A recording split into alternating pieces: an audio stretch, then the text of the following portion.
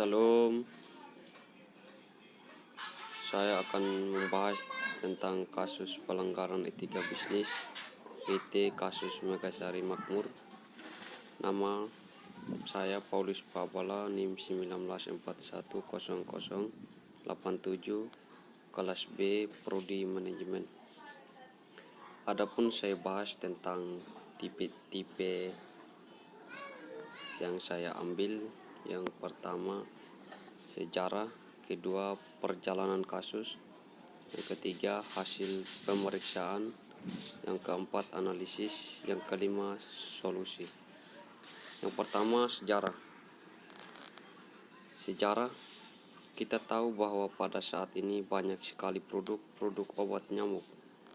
Salah satunya yang terkenal adalah obat anti nyamuk HIT yang diproduksi oleh PT Megasari Makmur.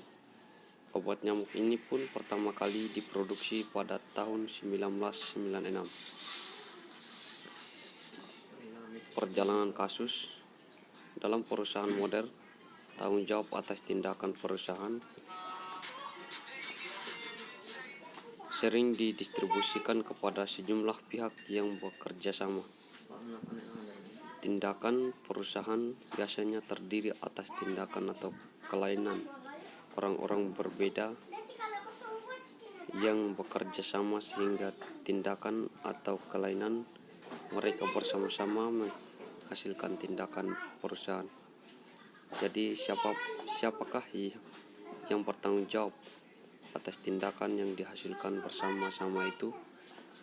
Pandangan tradisional berpendapat bahwa mereka yang melakukan secara sadar dan bebas apa yang diperlukan perusahaan. Masing-masing secara moral bertanggung jawab. Hasil pemeriksaan. Pihak produsen PT Megasari Makmur menanggapi untuk menarik semua produk HIT yang telah dipasarkan dan mengajukan izin pada baru untuk memproduksi produk HIT aerosol baru dengan formula yang telah disempurnakan, bebas dari bahan kimia berbahaya. HIT aerosol baru telah lolos uji dan mendapatkan izin dari pemerintah. Analisis kasus pelanggaran etika bisnis itu dapat dilemahkan daya saing hasil industri di pasar internasional.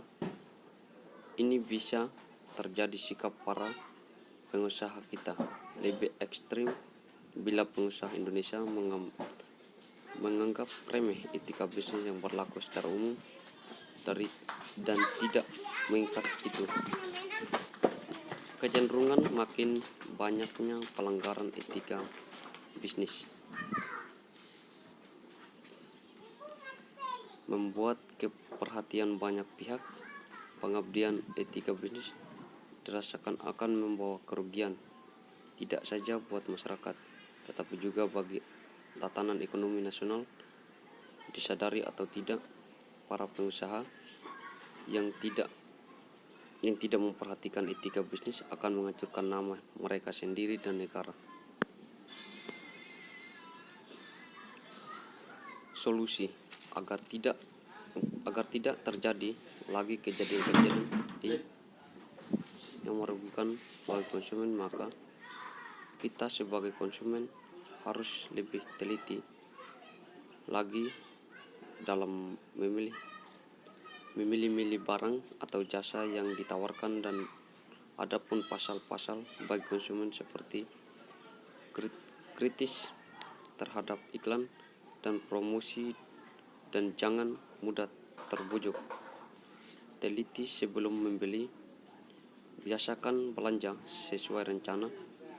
Memilih barang yang bermutu dan berstandar, yang memenuhi aspek keamanan dan keselamatan, kenyamanan dan kesehatan. Membeli sesuai dengan kebutuhan dan kemampuan.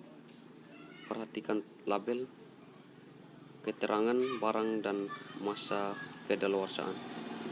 Sekian pembahasan saya. Salam.